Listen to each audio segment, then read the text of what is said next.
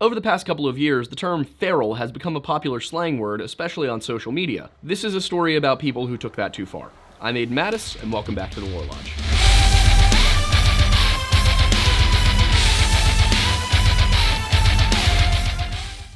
Every once in a while, a movie or a TV show or something comes about that posits, what if the national parks are home to clans of feral cannibal people? And you know what? Maybe they're not too far off. There are actually a considerable number of documented stories of people encountering Wildmen, feral people, hairy people, Bigfoot. And when it comes to the missing 411 phenomenon, there are quite a few people who believe that these feral humans could be responsible for some of these disappearances. For example, Eloise Lindsay, who was hiking the Appalachian Trail in the 1980s, claimed that she was chased off the trail for 12 days deep into the forests, only to be rescued by a hunter. Then there's the case of Garrett Bardsley, who disappeared on just a 150-yard-long trail between where he was fishing with his father and the camp where the rest of his scout friends were. There's the question of why Aaron Hedges walked so far off course, and some people have suggested maybe he felt he was being chased, maybe all of his gear was actually taken by someone else, and that the reason he went off into God knows where is because he was running. And then there's cases like Charles McCuller, who was found sort of in that his backpack was there, and his jeans were there, and his feet and his socks were there, sitting on a log, but the rest of his body wasn't. And those aren't the only cases. There's plenty where it seems like something must have taken these people, and if not a natural predator, then what? But many have criticized this theory for lack of evidence. If there were feral people, wouldn't we have found them by now? And speaking of Bigfoot, when I was injured during my hunt to find him, finding representation was such a nightmare, but it would have been so much simpler with Morgan & Morgan. Are you injured and you don't know where to start? With Morgan & Morgan, it is so easy. Whether it's a car accident, an incident in which somebody lied about having a forklift certification, or even a Bigfoot assault, with Morgan & Morgan, you can submit a claim without ever having to get off the couch. And in 8 clicks or less, which is important because I only have 8 fingers left after my Bigfoot incident, you can submit a claim to Morgan & Morgan. If you're ever injured in an accident, Bigfoot related or not, you can check out Morgan & Morgan. And for more information, you can go to forthepeople.com or dial pound law, that's pound 529, from your cell phone. Now back to the feral people at hand. Others have countered the claims of lack of evidence with the fact that a lot of the times missing people are never found. So if we can't find people that we know existed,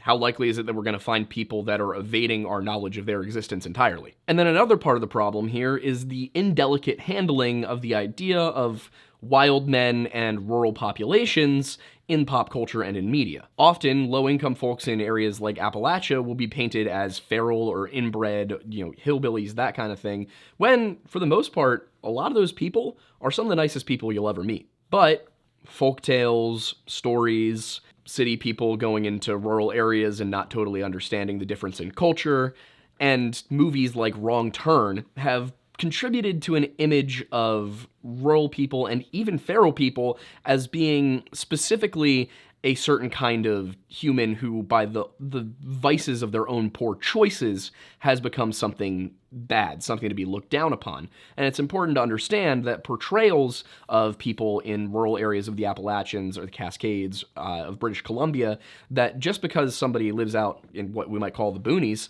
they're not necessarily feral. So it's important to make that distinction here. When we talk about feral people, we're not talking about people who are victims of circumstance and have, as a result, been forced into unfortunate circumstances. We're talking about legitimate wild men out in the forests that even the Native Americans talked about. So when we're talking about feral people, we're not talking about inbred cannibal hillbillies. No, we're talking about something more akin to the crawlers in the movie The Descent, or the clan of feral people in American Horror Stories. So there's a wide range that exists among this whole feral people narrative arc that you see in media.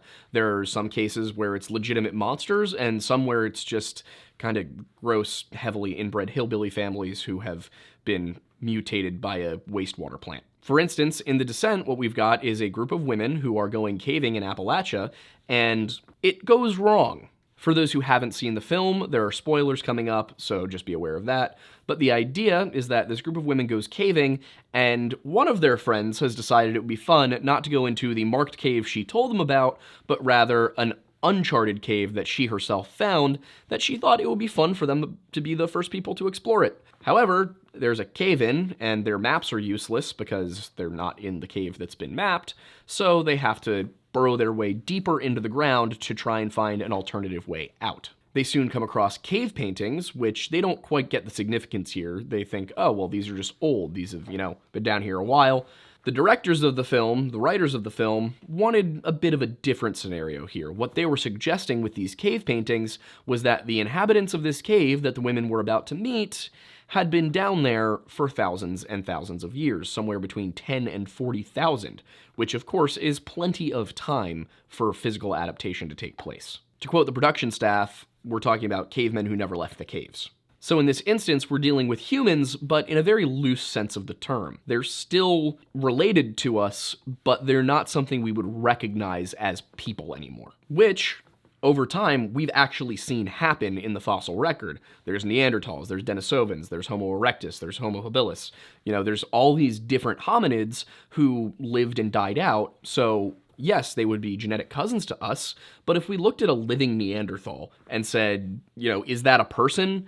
We would have, you would be given pause. Now, you might come to the conclusion that, yeah, a Neanderthal could be a person, but you'd probably look at it for a little bit first. And especially if you were looking at something like Homo erectus, which looked pretty significantly different from us. Still walking around on 2 feet, still capable of using tools possibly, but you wouldn't look at one and go, yeah, that's a person. But of course, those groups were all walking around on large open plains, in forests, living out and about in the world, not deep inside of caves, which is the issue that is often brought up with the idea of a subspecies of humans that lives underground and then hunts during the night. Now, the main reason that I've seen for being opposed to this idea is actually breeding population. For a species like humans to actually survive for a long term, you would need a population of at least 500 to effectively repopulate a large region, or at the very least, you would need about 50 to avoid the negative effects of inbreeding. So, in order for you to have a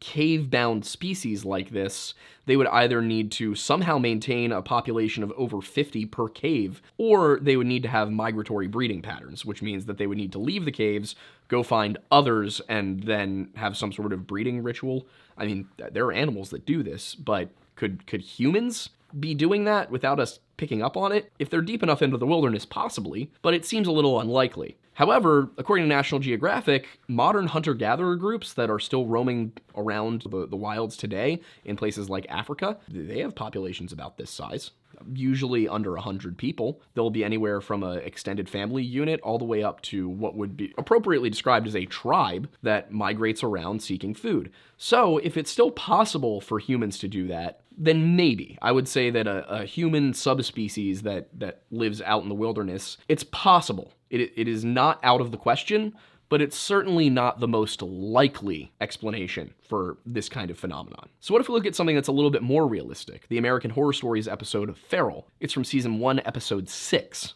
The story actually pretty closely follows stories like the Dennis Martin case, and then it also includes some elements of those I'm a park ranger and there are things we don't understand in these woods stories. So it's kind of a combination of the missing 411 archetype and the park ranger story creepypasta archetype. Of course, a family goes camping and then their 3-year-old son disappears. And it's just very clear that the writers were familiar with the missing 411 phenomenon based on the elements of the story.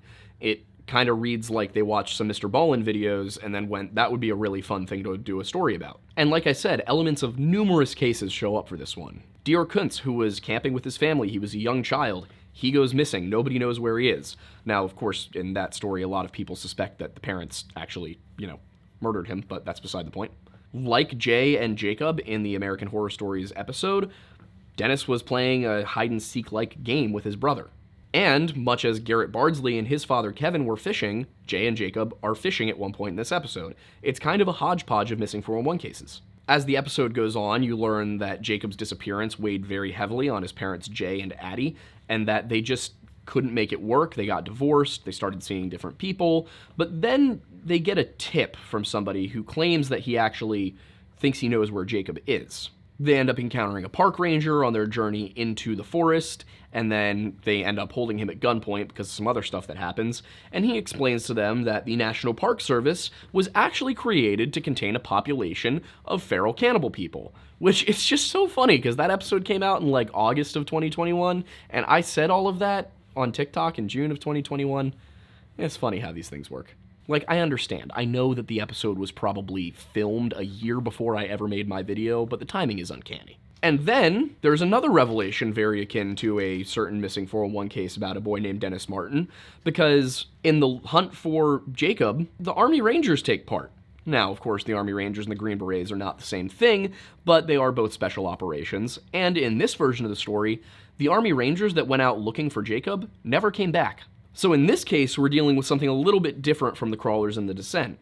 These are human beings who are still recognizably human beings, who are above ground, and who seem to have some sort of hierarchy structure built up. They have language, they're speaking to one another, but they're not speaking the same language as the normal American people out there with them. So this one's a little bit more plausible, in that a breeding population could be sustained, they have a reasonable space to live, and they're much closer to being normal humans. However, how likely is it that a 100-person population of people could be living in the national parks without the government's knowledge?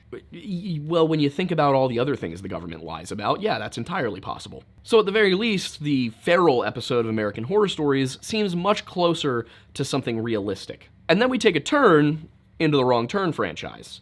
And this is where a lot of the negative stereotypes that people associate with hillbillies come in to the modern understanding of things. You know, Gen Z is probably too young to really remember the Wrong Turn movies. I remember seeing them on daytime TV on like TNT when I was a teenager, so that's where my experience started. But people watch films like this and this sort of narrative archetype where you've got these people who live out in the sticks who are awful, evil cannibal people, and a lot of people have the understanding that, oh, this is what Appalachian people are like. It's not. It's a horror movie. It's not supposed to be realistic. Or at least it's not the kind of horror movie that's supposed to be horrifying because it seems realistic. And of course, there are like 7 Wrong Turn movies, so I'm not going to go through all of them, even though I did spend this week watching them. But the first one follows a medical student who's on his way to an interview, and a group of 5 friends that he encounters on the road after their car encounters some trouble. They go off into the woods looking for help, they quickly realize they've fallen into a trap, and then as they try to escape and rescue one another, they are picked off one by this family of inbred hillbilly people. And you kind of get the idea that this family has been living out in the wilderness of West Virginia, just trapping, hunting, and killing people and eating them for God knows how long. And then, of course, in Wrong Turn 2, we get some backstory that there was a paper mill involved and some pollution and a whole thing, and there's much more of them. And honestly, the more of the movies you watch, the more you can tell that, like, they had an idea in their minds of what the backstory was and the overall plot, but never really cared all that much, and then they rebooted the series in 2020. I actually think that the new Wrong Turn movie is a completely legitimate horror film. It's much better than these guys, which were mostly direct-to-video, like you didn't see them in theaters. Anyway, though, this is not a film study. So, inbred feral cannibal people out in the woods, possible? Yes. A likely explanation for a phenomenon like Missing 411? Not really. There would have to be a lot of isolated incidents, especially because after enough inbreeding, eventually you go infertile. But what if we take it out of the modern media space and start to look at feral people in folklore? Are we then any closer to a possible real group that we could blame some of these instances on? Yeah. For example, we have our video on the Nahanni River Valley, which you can go watch. I apologize for the green flashes throughout. We didn't know that that was happening until it already had thousands of views. We apologize. So if you want the full Nahanni River Valley story, go watch that video, but I'll summarize it here. The story actually begins back in time immemorial with a tribe in the Northwest Territory of Canada called the Naha. Now, according to the other tribes of the region, the Naha were especially warlike, they lived up in the mountains, they were a bit more brutal, they didn't seem quite as civilized as the other Dene tribes of the area. And then, one night, some of the other tribes of the region get together, they gather all of their finest warriors, and they go up to attack the Naha and finally put an end to all of this warring, but they're gone. Literally the entire tribe is just gone. Their stuff is still mostly there, there's campfires that have just recently gone out, but the rest of the tribe, all of the people, nowhere to be found. And then, around 1300 or 1400, the Navajo show up in the southern United States and southwestern United States specifically, and all we really know is that they migrated there. So, it seems like it's possible that the Naha, who were a northern Dene tribe, migrated south and became the southern Dene tribes, the Navajo and the Apache. So, why'd they leave? Did they realize that they were about to be slaughtered, or was there something else in the mountains that they didn't really want to deal with anymore? Some people have suggested the latter because of something that started being recorded in the 1900s, especially the early 1900s. Because prospectors and hunters going into this valley just started showing up dead. In many cases, they seem to have been killed. They didn't die of natural causes. Either they were stabbed, somebody set their hut on fire, whatever. A variety of things that happened, but very often they would be found without their heads. And another strange thing was that a lot of the time, they would die after informing somebody that they had found a whole bunch of gold, but gold was nowhere to be found, and it doesn't seem that the people who were informed about the gold had any of their own in their possession. They would go and tell the rangers, they would tell the RCMP about it,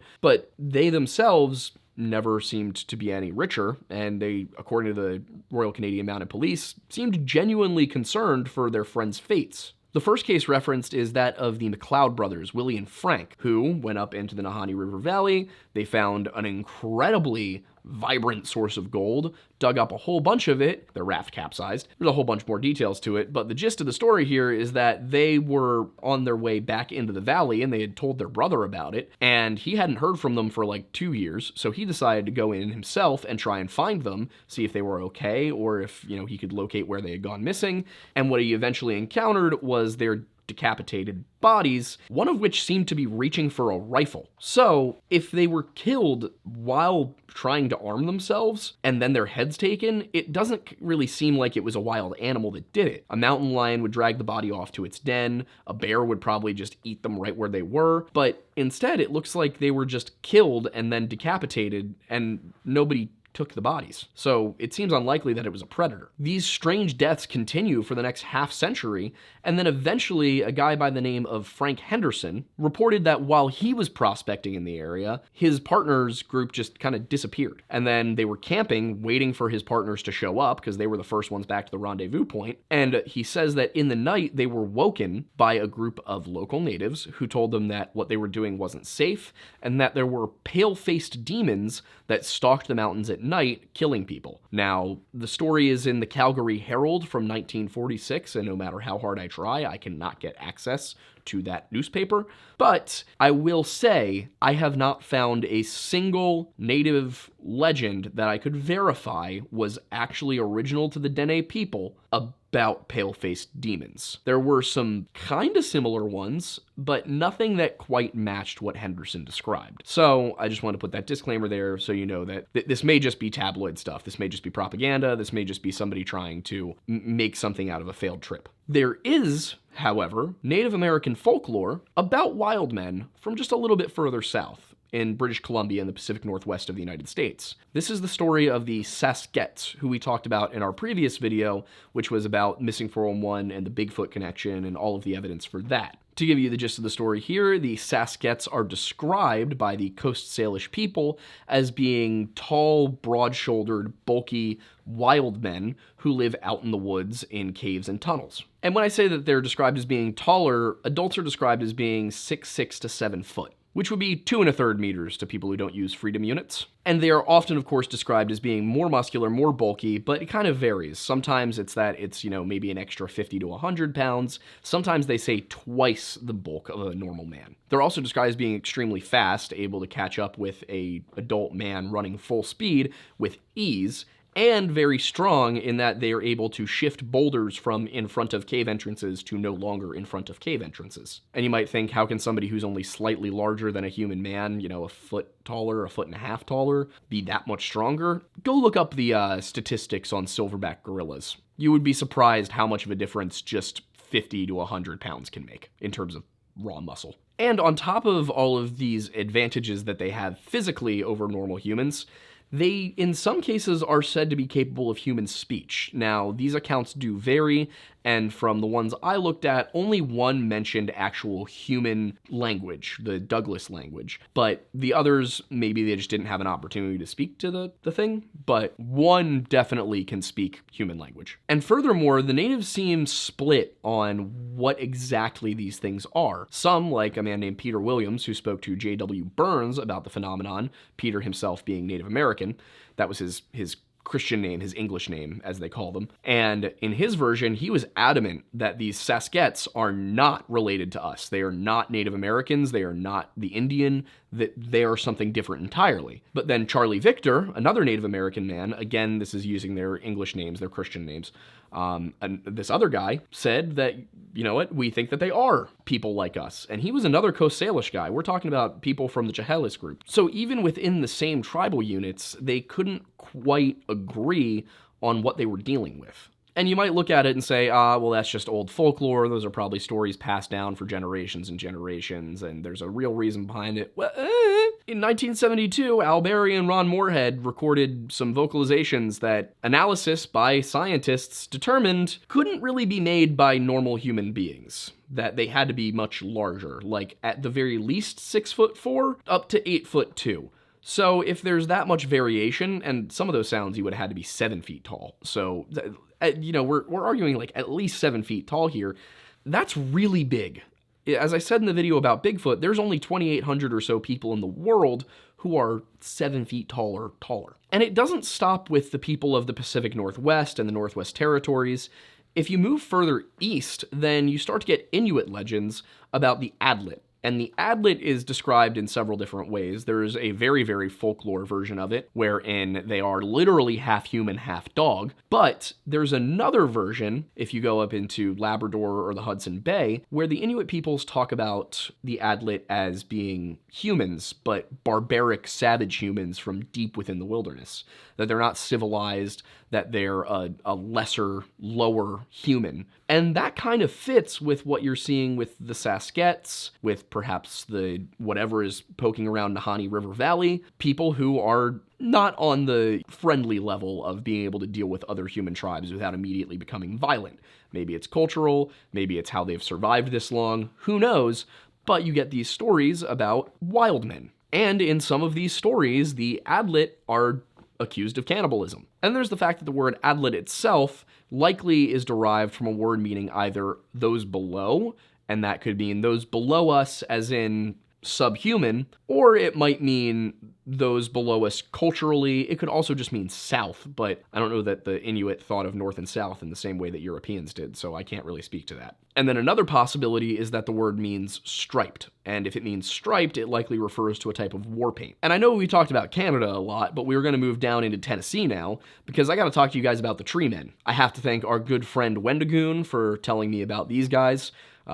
Shout out to him. I'm sure you follow his channel if you follow this one, so I don't think I need to plug him any more than that. These guys are part of Appalachian folklore, and they are distinct from legends from even the same region about Bigfoot. They're often described as being very tall, with matted hair all over their bodies, and deep yellow eyes. Now, you might be thinking, yellow eyes? Well, think about the types of creatures and critters you've seen that have yellow eyes. A lot of them have very good night vision. If you are a group of people who lives out in the woods and survives by hunting, you would probably develop pretty good night vision, wouldn't you? They're also known as knockers because they supposedly communicate by knocking on trees. Again, that would be very humanoid behavior, using things like coded language. If you think about what communicating by knocking on trees is, it could be as simple as knock to tell me where you are, or maybe 3 knocks means a certain thing. Maybe 2 knocks and then a pause and then another knock means a certain thing, much like Morse code. And according to the people of the region, these guys live in tribe-sized communities deep in the wilderness. They're not solitary, they are not solo predators, they are communities. And they can also be both helpful and harmful. For example, a lot of the times the tree men are blamed for children disappearing. They kidnap them, they take them far away, or in some cases, which is interesting because of one of the Sasquatch stories, which if you want to hear that, go back and watch the video we did last week. In a lot of missing 411 stories also, people report that they were helped by a bear or a wolf or something like that. And considering that in a lot of stories about tree men, they guide children back to their homes when they get lost, or they care for them until they're rescued, this kind of falls in line with what we're talking about. And like I said, a lot of missing 411 cases have aspects like this. For example, we can go as recent as 2019 when a boy named Casey Hathaway disappeared. When he was rescued by police in North Carolina, not that far from his home, he was really close, like the dogs should have found him if he was there the whole time. When he was rescued, he told his grandmother that the bear had cared for him. Couldn't rule that out, but it also seemed pretty unlikely. But how would a small child refer to someone who's very hairy and stands on two legs and is larger than a normal person? They might say it was a bear because to them, well, it's not a person. And this isn't the only case that David Paulides has collected of stories where children said there was a bear. Now, I did watch some of his videos about this, and he cites some much older stories from the 1800s and the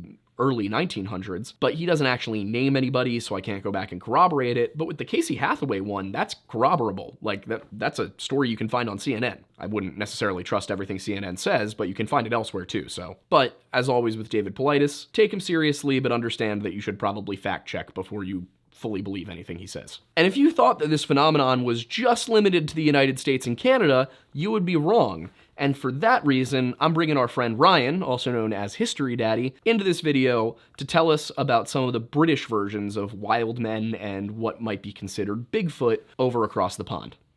Yes, it is I, History Daddy, the man with the curly moustache, the man who simps for Alexander the Great, and the man who is about to tell you about the British Bigfoot, or more accurately, British Big Feet. I'm sorry for everyone and their internet search history after this video. We'll start off with a legend that Mattis actually introduced me to. The Amphiolaeth Moor. A mysterious creature that is actually heard more than it's seen. The Amphiolaeth Moor, otherwise known as the Big Grey Man of Ben Macdui, is a big grey man said to inhabit the Cairngorms mountain range. I apologise to all Gaelic speakers for what you're about to hear. Known as An Monad Rued in Gaelic, this mountain range itself forms a part of the Grampians. Now, the Amphiolaeth Moor is said to specifically inhabit the second largest mountain in the UK, Ben Macdui. And fun fact, the Cairngorms are actually part of an international family of national parks. Do with that information as you will. Now, the Amphiolaeth Moor is normally said to stand about 10 feet tall with grey or brown fur.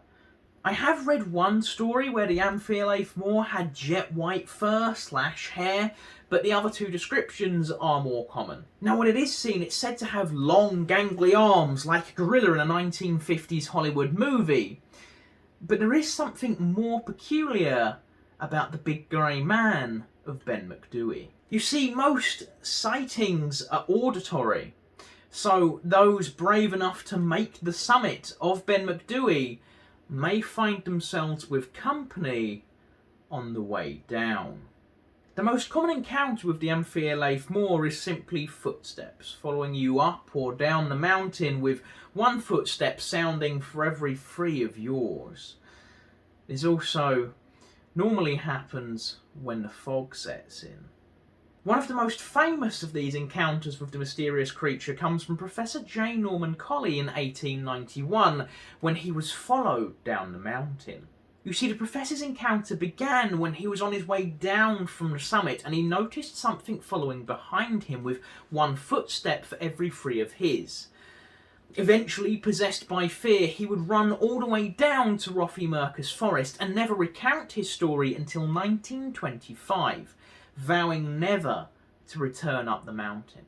Now, many explanations have been put forward for the Amphiolaeth Moor, such as the footsteps being simple echoes, and when people do actually see the Big Grey Man of Ben Macdui, it's just the Brocken Spectre. However, as I went into in my video, the Brocken Spectre debunking doesn't hold up all that well because the Brocken Spectre normally has a little bit of a rainbow or a halo around it. I'm not saying I believe or don't, I'm just saying maybe don't go up the mountain alone. Still, not all the British wild men are found at the top of mountains. You see, in 8th century Anglo-Saxon England, we get our first imagery of another wild man. The Woody Wasson or the Woody Wassa was a figure in folklore often depicted in the decorations of churches. At Cratefield in Suffolk you can see one duelling a dragon in the spandrels of the porch, the wild man brandishing a shield and club. Known today as the Woodwoes, this is a piece of folklore that spans into parts of Europe. In fact, you can actually see it in some medieval tapestries and in the heraldry of some noble families. Now, this is where the fun begins, because mythology and folklore in the British Isles is much like our accents. You take a 10-minute drive and there's a new one. Now, some versions of the Woodwoes are depicted as Neanderthal-type beings, similar to some stories of the Mongolian Almas. Other versions of the Woodwoes are described as humanoid-type beings with brown, orange, or red-tinted fur/hair. Now, most stories actually have the Woodwoes coming in at around 5 to 7 feet tall, although occasionally, it is described as taller. Now, you may have already noticed that there are some very easy comparisons to make between the Woodwoes and the Green Man, and to be honest, this may just be because the Green Man myth is just the origin for what would become the Woodwoes. Now, in folklore, is the Woodwoes a force for good or evil? Well, the Woodwoes does what the Woodwoes wants, and in some cases it can be seen defending churches and warding off evil spirits. And sometimes it can be found kidnapping children and livestock because the local chippy was shut and it didn't fancy pizza that evening. Now, the Woodwoes had a very large appetite, but it wasn't just a foodie. The Woodwoes also liked to carry off young women back to its cave home to feed a very different appetite. Although it has been suggested that some of these tales were just an easy excuse for young women who found themselves in the family way out of wedlock.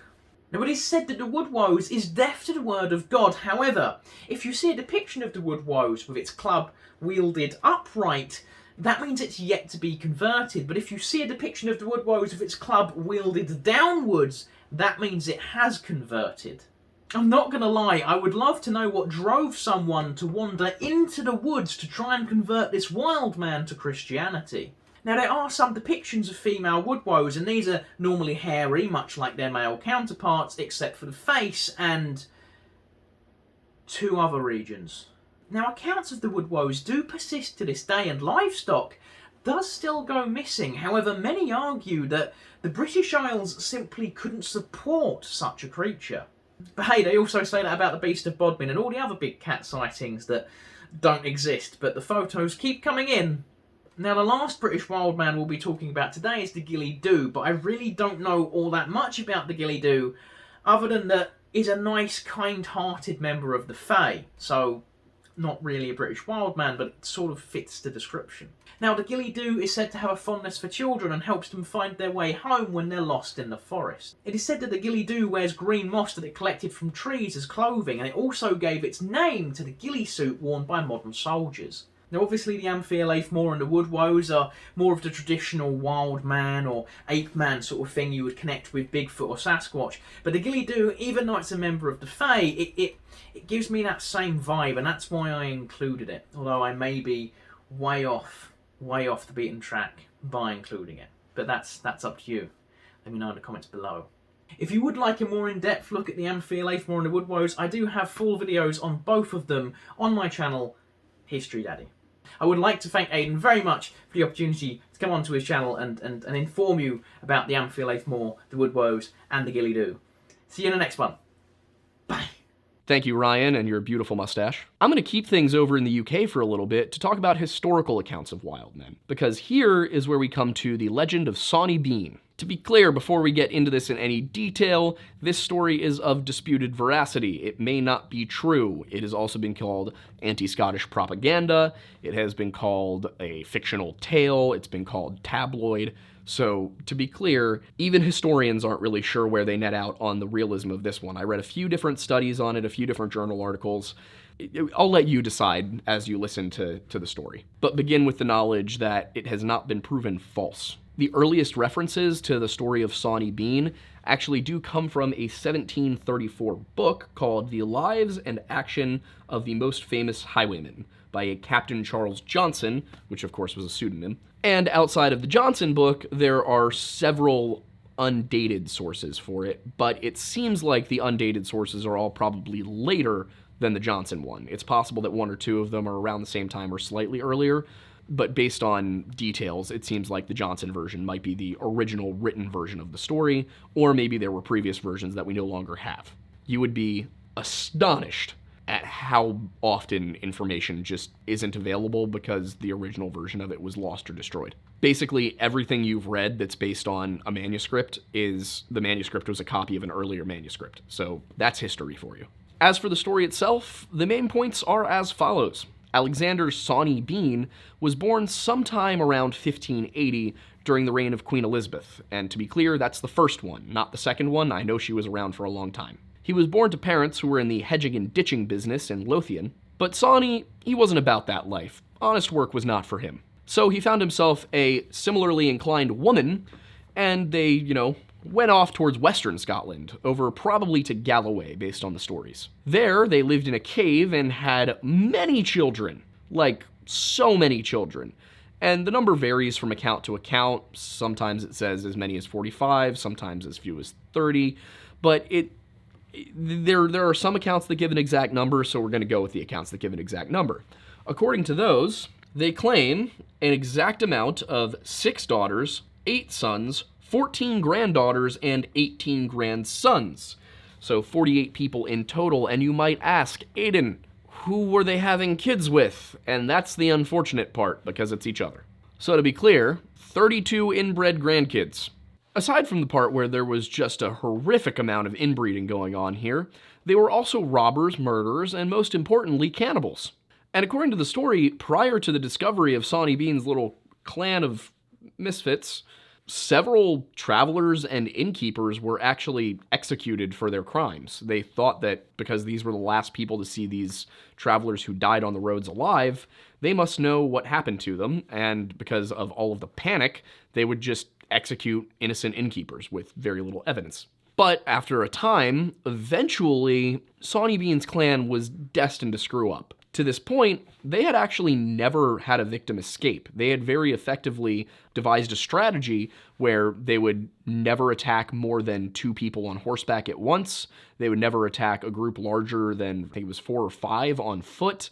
They really made sure that they had all of their bases covered for when they launched their ambushes. They would sit and wait and watch larger groups just pass along. They would watch, 3 or 4 people on horseback ride through. But then once they caught 3 people walking along the trail, they would just jump on them from all sides. But in one case, they attempted to attack a couple who were on the road. They managed to kill the woman, but they were not able to kill the man before a larger group of travelers, some versions of the story say 30 people, came up on the road and allowed that man to escape. And then, apparently, he went straight to the authorities and told them what was going on, where he had been encountering these people, and they put together a search party. Because the man was able to give them the location at which he was attacked, the king himself, at this point, would have been either James IV of Scotland, or he would have been James I of England, depending on when you believe this story took place. But he led a small army of about 400 men, personally, according to this story, all the way to Galloway, and then went out looking for Sawney Bean. And eventually they were able to track Sawney to a cave on the seaside. And, according to the story, this cave, in fact, the first 200 yards or so of it, at high tide, would flood with water. But that wasn't a huge issue because, again, according to this legend, the cave went about a mile underground, so they had plenty of space past where the water came up, and it was kind of a perfect hiding spot because nobody would assume that you've got a clan of 46, 47, 48 inbred cannibal people hiding in a place that floods with water. So I do have to ask, underground cannibals, does that sound familiar yet? Once the king's men got inside the cave, what they discovered was unsettling.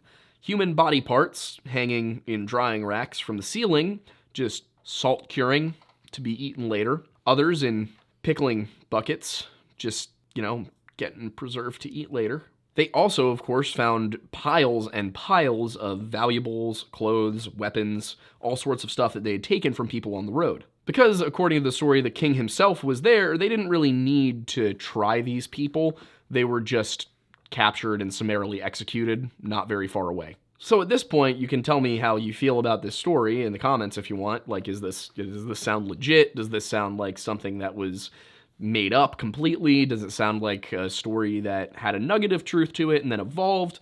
I think the latter, the final option there, to be perfectly honest, based on what I know about the story, because while the veracity is in question, there's a kind of a narrative archetype at play. I say that because it's not the only version of this story with the exact same details that exists. There's another undated work called John Gregg and the very long title that I didn't memorize. And that story almost perfectly matches the Sawney Bean story. The numbers are the same, down to the, there's a line in the Sawney Bean one where it says he was born, I think, 6 to 8 miles outside of Edinburgh.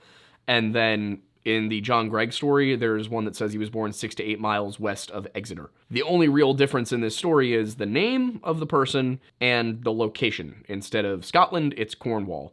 Why did they choose Cornwall? Maybe it's because the English really just hated anybody who wasn't English like them. But perhaps the most interesting part of that story is the cannibalism aspect and the fact that for apparently no good reason other than he didn't want to work in the hedging business, Sawney Bean went off and decided to murder and eat people. What could drive a man to do that? Well, maybe when they first started out, they weren't eating people.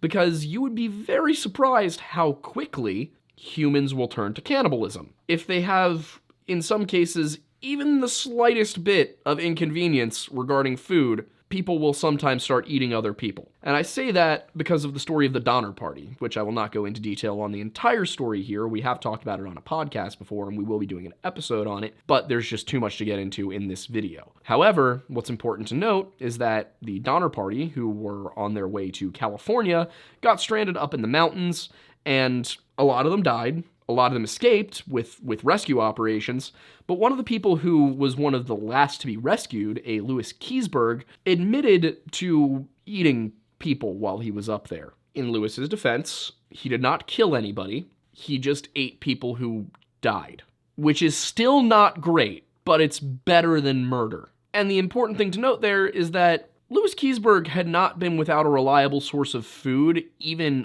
if it was a small amount of food, for all that long. It was only a few months of near starvation before he decided to start eating people to survive.